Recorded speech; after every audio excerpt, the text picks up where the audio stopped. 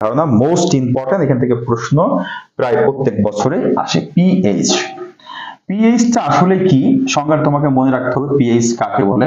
তো পিএইচ এর সংজ্ঞা তুমি যদি দিতে চাও তো সংজ্ঞাটা বইও লেখা আছে, এরপর আমি তোমাদেরকে বলে দিচ্ছি সংজ্ঞাটা আসলে কি।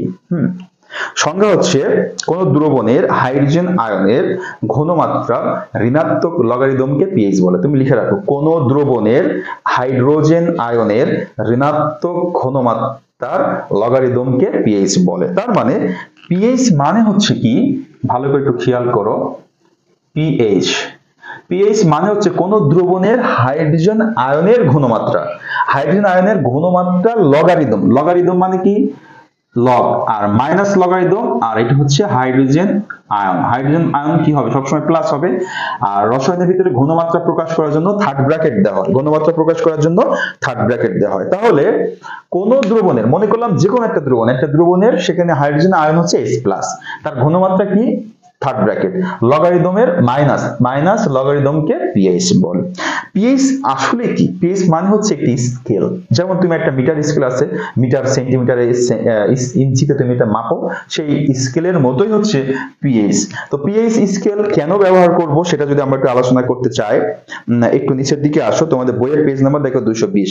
পিএইচ পরিমাপ, পিএইচ আসলে কতটুকু কি মাপা যায়। পিএইচ এর একটা স্কেল আছে, আমরা যদি একটু খেয়াল করি, মনে করলাম এখান থেকে মাঝখানে হচ্ছে 0, মাঝখানে হচ্ছে 0 না, মাঝখানে হচ্ছে 7, আর এই পাশে 0 থেকে শুরু হয়েছে, 0 থেকে এখানে আর এখানে শেষ হয়েছে হচ্ছে 14 তে যে। তো দেখো এই 7 মানে কি, যদি আমরা কোনো দ্রবণের বা কোনো পদার্থের পিএইচ মাপি, মনে করো পিএইচ এর মানটা 7 হয়েছে, 7 মানে হচ্ছে সেটা হচ্ছে নিরপেক্ষ, 7 মানে কি নিরপেক্ষ।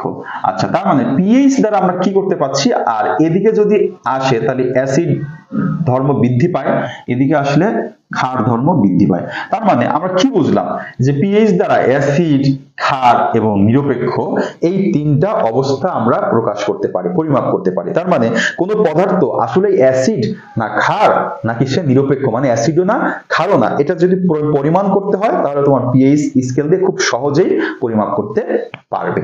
ওকে, তাহলে আমি মনে করলাম দেখো আমরা এখানে এই পিএইচ পরিমাপ করব কিভাবে, পরিমাপের কি কি পদ্ধতি আছে সেটা একটু পরে বলতেছি।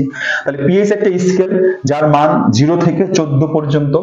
পিএইচ কাকে বলতে মনে আছে তো, পিএইচ আবারও বলছি কোন দ্রবণের হাইড্রোজেন আয়নের ঘনমাত্রা ঋণাত্মক লগারিদমকে পিএইচ বলে। পিএইচ এর মান হচ্ছে আমরা জানি 0 থেকে 14 পর্যন্ত, যদি 7 হয় তাহলে সেটা নিরপেক্ষ, 7 থেকে যদি এদিকে কমতে থাকে তাহলে অ্যাসিডের মান বাড়তে থাকে, 7 থেকে এদিকে বাড়তে থাকলে ক্ষারের মান বাড়তে থাকে। ওকে, এখন আমরা দেখব পিএইচ মাপা যায় আসলে কি কি দ্বারা।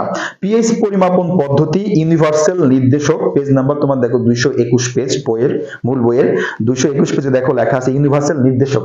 এই ইউনিভার্সাল নির্দেশক কি, এটাও কিন্তু পরীক্ষা অনেকবার এসেছে যে ইউনিভার্সাল নির্দেশক আসলে কি। তখন তুমি সংজ্ঞা লিখবা, বিভিন্ন অ্যাসিড, ক্ষার, নির্দেশকের মিশ্রণ হলো ইউনিভার্সাল নির্দেশক। এটা হচ্ছে সংজ্ঞা লিখে দিবা কোন নম্বর প্রশ্ন যদি আসে। আর এটা একটা চার্ট থাকে, যে চার্টকে বলা হয় ইউনিভার্সাল নির্দেশক কালার চার্ট, ইউনিভার্সাল নির্দেশক কালার চার্ট। এরপরে পিএইচ পেপার আছে, পিএইচ পেপার দিয়ে তুমি পিএইচ এর মান মাপতে পারবা। তাছাড়া পিএইচ মিটার আছে, পিএইচ মিটার দিয়েও তুমি মান মাপতে পারবা। তোমার বইয়ের পেজ নাম্বার 221 পেজের লাস্টের দিকে দেখো লেখা আছে পিএইচ পেপার, পিএইচ মিটার, তারপর হচ্ছে লাল ও নীল লিটমাস পেপার। ওকে, তো এই কটার মাধ্যমে তুমি কোনো বস্তুর বা কোনো পদার্থের পিএইচ পরিমাপ করতে পারবা। তাহলে দেখো তো, মনে করো আমি পিএইচ মিটার দিয়ে মাপলাম, এখানে পিএইচ এর মান হলো হচ্ছে 8, তাহলে 8টা কোন জায়গায় আছে, এখানে আছে না, তাহলে নিরপেক্ষ থেকে ওইদিকে চলে গেছে, তার মানে সেই বস্তু পদার্থটা কি হবে বলতো, ক্ষার হবে, তাই না। আবার দেখো পিএইচ এর মান মাপার পরে মনে করো হলো 13, তাহলে এই জায়গায় আসছে 13 মানে কি, এটা তীব্র ক্ষার, এটা হচ্ছে তীব্র ক্ষার হবে, যেহেতু একেবারে লাস্টের দিকে চলে গেছে। আবার যদি এখানে পিএইচ এর মান 1, 2, 3 এর দিকে হয় তাহলে সেটা হবে তীব্র অ্যাসিড। ওকে, তো এই হচ্ছে পিএইচ এর পরিমাপ করার জন্য যে পদ্ধতি আছে। আরেকটা বিষয় যেটা আমরা দেখবো আজকে, পিএইচ এর গুরুত্ব। এটা অনেকবার পরীক্ষায় আছে, মোস্ট ইম্পর্টেন্ট। পিএইচ এর গুরুত্ব আসলে কি? পিএইচ এর গুরুত্ব কোথায় কোথায় লাগে সেটা হচ্ছে কৃষি ক্ষেত্রে তোমার পিএইচ এর গুরুত্ব ব্যবহার হতে পারে, জীব দেহে বিভিন্ন জৈব রাসায়নিক বিক্রিয়ায় পিএইচ এর মান ব্যবহার হতে পারে, এছাড়া প্রসাধনী। কৃষি ক্ষেত্রে কি ব্যবহার হয় এটাই সবচেয়ে বেশিবার পরীক্ষায় আসে। কৃষি ক্ষেত্রে ব্যবহারের জন্য মনে করো তোমার যে কৃষি কাজ করছে যে মাঠে, জমিতে, ওই মাটির কিন্তু এটা পিএইচ এর মান থাকে। দেখো এখানে লেখা আছে পিএইচ এর মান গুরুত্ব অপরিসীম। উদ্ভিদ তার শরীরের পুষ্টির জন্য বিভিন্ন মাটি থেকে বিভিন্ন আয়ন পানি শোষণ করে। এদের জন্য পিএইচ এর মান 6 থেকে 8 এর মধ্যে হলে সবচেয়ে ভালো হয়। তাহলে উদ্ভিদ মাটি থেকে যেই পদার্থগুলো নেয়, পানি, আয়ন বা অন্য কিছু নেয়, তাদের পিএইচ এর মান 6 থেকে 8 এর মধ্যে থাকলে উদ্ভিদ ভালো হয়, গাছটা ফসল ভালো দেয়। 6 থেকে কম অথবা 8 থেকে বেশি হয়ে গেলে তখন কিন্তু আর ভালো হয় না। এখন কোন একটা জমিতে তোমার চাষ করলে ফসল ভালো হচ্ছে না, তখন তুমি ওই মাটির পিএইচ পরিমাপ করতে পারো। মাটির পিএইচ পরিমাপ করে দেখা গেল তোমার মাটির পিএইচ পরিমাপ করে মাটির পিএইচ দেখা গেল তোমার 5 হয়েছে। কত? 5। তাহলে তোমার মাটির গুণাগুণ তো ভালো থাকবে না, এটাই স্বাভাবিক। তখন তোমার যেখানে তুমি মাটিটা পরিমাপ গবেষণা করবা, পিএইচটা মাপবা, সেখানে সেই গবেষক যে উনি কিন্তু বলবেন যে আপনার মাটির পিএইচ এর মান কমে গেছে, তার মানে মাটিতে অ্যাসিডের পরিমাণ বেড়ে গেছে। 5 মানে কি?